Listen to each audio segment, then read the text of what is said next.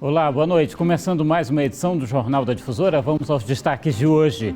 Secretaria de Saúde do Maranhão apresenta plano estadual de vacinação contra a Covid-19. A meta é vacinar mais de 1.700.000 pessoas nas primeiras fases.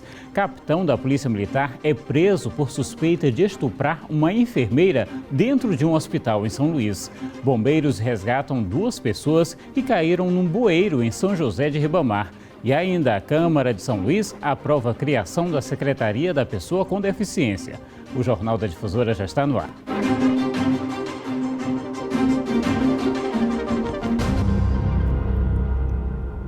A polícia investiga a suspeita de que um oficial da Polícia Militar, que também é médico, estuprou uma enfermeira durante um plantão dentro do Hospital Genésio Rego, aqui em São Luís. O suspeito foi preso em flagrante, mas vai aguardar julgamento em liberdade. O crime aconteceu na madrugada de sábado para domingo neste hospital da rede pública estadual em São Luís. O médico, que também é oficial da Polícia Militar do Maranhão, foi preso em flagrante. Ele teria aproveitado o momento do descanso no plantão para estuprar uma das enfermeiras. A vítima registrou denúncia na Delegacia Especial na Casa da Mulher Brasileira, que investiga o caso. Foi na madrugada de sábado para domingo. Ela tirava o plantão dela juntamente com essa pessoa. E aí, no momento em que estava descansando no seu posto, ele também resolveu descansar no mesmo local onde ela era destinado, já que embora ele tivesse um espaço específico para descanso dos médicos, mas ele decidiu descansar lá no próprio posto. E aí, quando ela acorda do descanso que ela estava naquele momento, foi ele em cima dela, ela já com as calças baixadas, iniciou o ato. Só que quando ele iniciou o ato, ela começou a chorar e aí então ele não impediu que ela saísse, e ela saiu, comunicou que precisava sair daquele momento, não comunicou exatamente naquele momento que estava acontecendo, mas saiu aos prantos de lá do hospital, comunicou o fato para a família, veio para cá, para a Casa da Mulher Brasileira, onde relatou toda a situação para a delegada. Uma equipe da Polícia Militar o conduziu em flagrante delito aqui para a delegacia. A delegada viu que tinha elementos suficientes, teve convicção a respeito do fato, tal qual como ela tinha relatado, ouviu testemunhas e fez a autuação em flagrante delito daquele conduzido. Apesar da prisão em flagrante, o oficial da PM foi colocado em liberdade provisória após audiência de custódia. A delegada responsável afirma que ele deve responder por estupro de vulnerável, já que a vítima dormia no momento do crime. Eles não se conheciam até o momento em que tudo aconteceu. Segundo os próprios relatos dela e dele, eles não haviam tirado o plantão em nenhum momento anterior. Foi uma situação que realmente pegou ela de surpresa, porque eu não imaginava que o intento dele, ao decidir ter o descanso no mesmo local que ela fosse esse, ela chegou inclusive a relatar para colegas que achava estranho aquela conduta, uma vez que tinha um espaço específico para descanso dos médicos. Bom, em nota, a Secretaria de Estado da Saúde disse que o policial, que também é médico, foi imediatamente afastado das atividades e o caso está sendo conduzido pelas autoridades competentes. Desde o momento da denúncia, a direção da unidade hospitalar deu toda a assistência à vítima, bem como colocou à disposição apoio psicológico para acompanhamento profissional de saúde. Já o comando da Polícia Militar informou que todas as medidas legais foram tomadas, incluindo a autuação em flagrante do oficial. Olha, 2 pessoas foram resgatadas pelo Corpo de Bombeiros após caírem dentro de um bueiro na região do Araçagi, em São José de Ribamar. O primeiro a cair foi o jovem de 15 anos. E em seguida, um homem de 35 anos que passava pelo local foi tentar resgatar o menino e acabou ficando preso também. A operação de resgate feita pelo Batalhão de Busca e Salvamento do Corpo de Bombeiros Militar do Maranhão durou cerca de 50 minutos. Ao observar o cenário, foi feita a segurança do local e a equipe achou por bem acionar um tripé, que é uma técnica de salvamento terrestre, onde essa estrutura seria responsável por conduzir o bombeiro até as vítimas. E essa estrutura foi ancorada na própria viatura, uma vez que, como o local estava muito escuro, a melhor opção era utilizar a viatura como uma espécie de âncora. O bueiro fica nesta calçada, às margens da Avenida Atlântico, que dá acesso à Praia do Araçagi, aqui em São José de Ribamar. Segundo as informações repassadas pelo Corpo de Bombeiros, o local estava escuro no momento do acidente e, apesar da profundidade, nenhuma das vítimas teve ferimentos graves.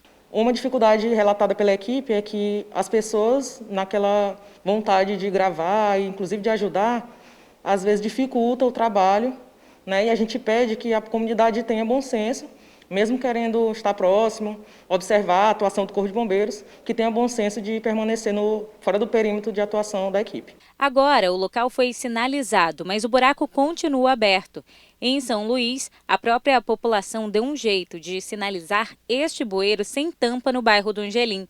Os bombeiros alertam para a importância de estar atento ao andar em terrenos sem iluminação. Observando que lá no local não tinha a iluminação que era para ter, né, a gente tem que redobrar nosso cuidado para saber onde estamos pisando. Em nota, a KM informou que os bueiros da Avenida Jerônimo de Albuquerque e Atlântica, citadas na reportagem, são de responsabilidade dos municípios. Em relação ao bueiro onde as duas pessoas caíram e não tinha sinalização, a Prefeitura de São José de Ribamar não se manifestou. Você acompanha agora o nosso Giro de Notícias.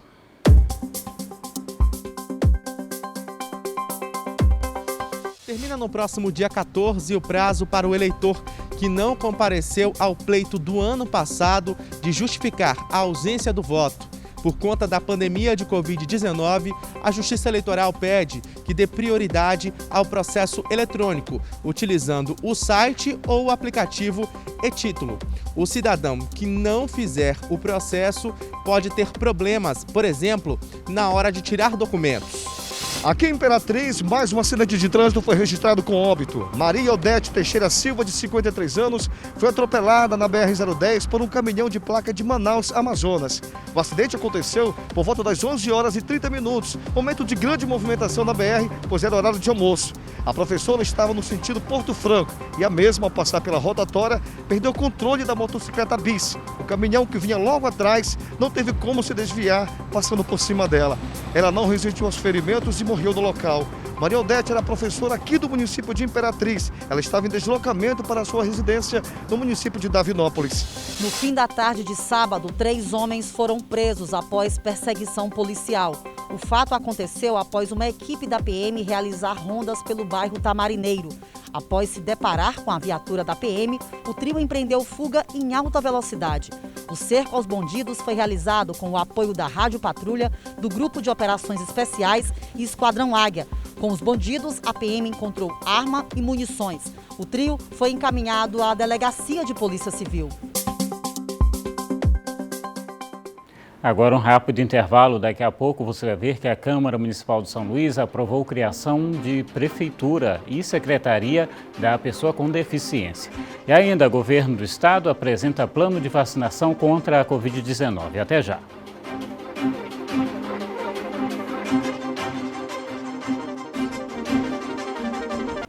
Estamos de volta e o Governo do Estado apresentou hoje o plano de vacinação contra a Covid-19, que deve ser adotado no Maranhão. Toda a rede estadual de saúde está com a logística pronta para iniciar o plano estadual de vacinação e só aguarda a oficialização de data no Brasil. O Maranhão comprou antecipadamente 4 milhões de seringas e agulhas. Na primeira etapa, em torno de 1.750.338 pessoas serão vacinadas em 3 fases. Para fazer o cronograma, foram utilizados parâmetros do Ministério da Saúde, comprovados em dados de óbitos no Maranhão. O percentual de mortes é de 78% de pessoas com 60 anos ou mais e 87% de pessoas com comorbidades. Normalmente, no cronograma da Secretaria de Saúde, as vacinas demoram em torno de 3 semanas para chegar aos municípios. Mas essa que combate a Covid-19 terá um tempo reduzido. Para isso, será utilizado o transporte terrestre e também aéreo para que o tempo seja menor do que o habitual. As doses serão levadas com escolta policial no trajeto. Na primeira fase serão imunizadas mais de 400 mil pessoas, trabalhadores de saúde, pessoas com 75 anos ou mais, pessoas de 60 anos ou mais institucionalizadas, população em situação de rua, indígena ou comunidades ribeirinhas e quilombolas. Na segunda fase, o grupo com idade entre 60 e 74 anos e na terceira e última, pessoas com comorbidades. O Maranhão está pronto, preparado. E a ideia é que a gente consiga fazer isso num tempo recorde. A gente sempre levou algumas semanas para conseguir fazer a entrega das vacinas em todo o território estadual. Então, dessa vez, a gente vai levar a questão de dias. Outro desafio é o grau de confiança das pessoas na vacina.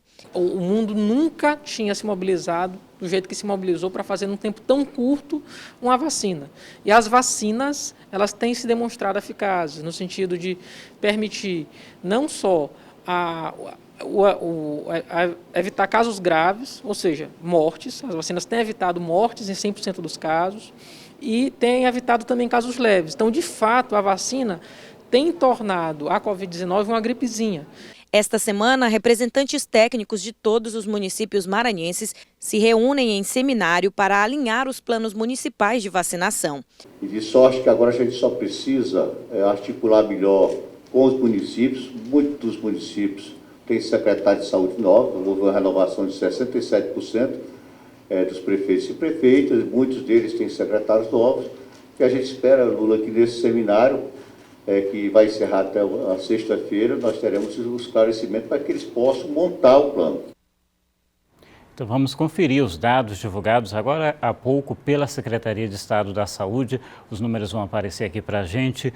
Números totais de casos registrados, confirmados da doença no Maranhão desde o início da pandemia até agora, 202.050. Novos casos nas últimas 24 horas, 105 confirmados.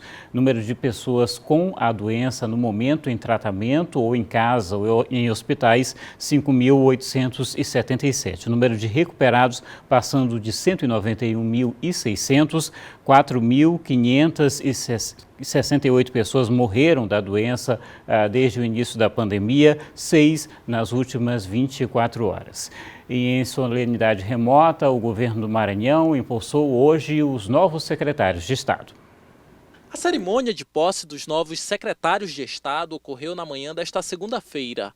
Conduzida pelo governador em exercício Carlos Brandão, a solenidade pôde ser acompanhada virtualmente, evitando desta forma aglomerações e seguindo todos os outros protocolos sanitários em razão da Covid-19. Rubens Pereira Júnior foi um dos nomes escolhidos para integrar a equipe do governo. O deputado federal licenciado já esteve à frente da pasta de Cidades e Desenvolvimento Urbano, mas deixou o cargo para concorrer nas eleições municipais do ano passado a prefeito de São Luís. Agora ele assume o compromisso de comandar a Secretaria de Comunicação Social e Assuntos Políticos. Dia de muito trabalho, de muita luta. O governador já anuncia que esse é o início de uma mudança administrativa que se dará nos próximos dias para garantir aquilo que é o mais importante. Não apenas o diálogo com a classe política, mas o mais importante, o diálogo com o povo. Que esse sim é quem merece todas as nossas atenções, é para quem é voltado o nosso governo e é com eles que nós continuaremos dialogando o tempo todo. Que Deus abençoe a todos nós nessa nova jornada.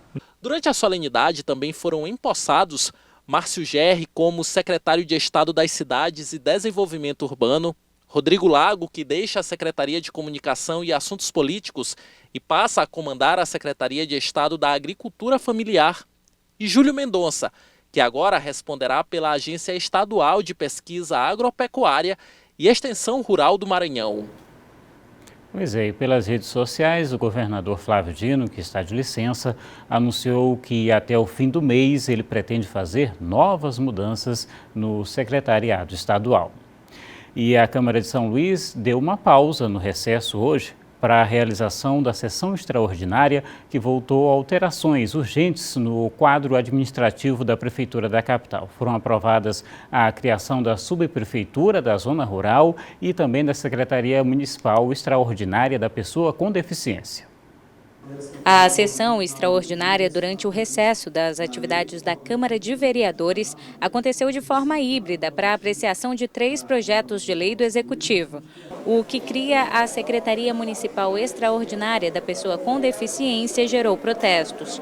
Representantes de movimentos da pessoa com deficiência se manifestaram contra a criação da secretaria do modo como foi feito. Nada sobre nós sem nós. Os militantes pediram que a secretaria seja desenvolvida através de diálogos com eles e que ela tenha recursos para o desenvolvimento de políticas públicas para o segmento. A manifestação contou com o apoio do Coletivo Nós. É um trabalho em diálogo para que as pessoas se representem dentro da Câmara de Vereadores. E é dessa forma que nós vamos trabalhar também com as pessoas com deficiência, que elas se sintam representadas aqui dentro, que elas se representem. O coordenador do Fórum Maranhense de Entidades de Pessoas com Deficiência e Patologias apoiou a criação da secretaria e falou sobre a importância de dar visibilidade aos assuntos relacionados aos deficientes. Eu avalio como um progresso enorme para a política pública da pessoa com deficiência. São 12 anos em que o movimento se articula com todos os anos em período de eleição, com os majoritários, na criação dessa secretaria. Os vereadores também votaram o projeto que prevê a criação da subprefeitura da Zona Rural e o que concede o benefício da isenção do alvará de funcionamento para algumas empresas. É uma pauta importante, a Zona Rural merece a atenção especial por parte do Poder Público. A outra é a criação também da Secretaria da Pessoa com Deficiência, uma pauta importante, uma política que está sempre sendo discutida e a gente merece dar essa atenção também. A criação da subprefeitura da Zona Rural também está na reforma administrativa anunciada pelo prefeito Eduardo Braide. Daqui a pouco você vai ver que quem teve o benefício emergencial bloqueado ainda pode tentar receber o valor na justiça. Até já!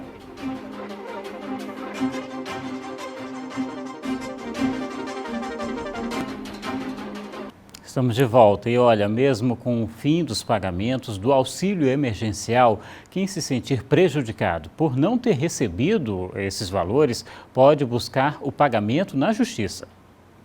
Na Defensoria Pública da União, 4.163 pessoas procuraram o órgão para dar entrada em um processo contestando o não recebimento do auxílio emergencial.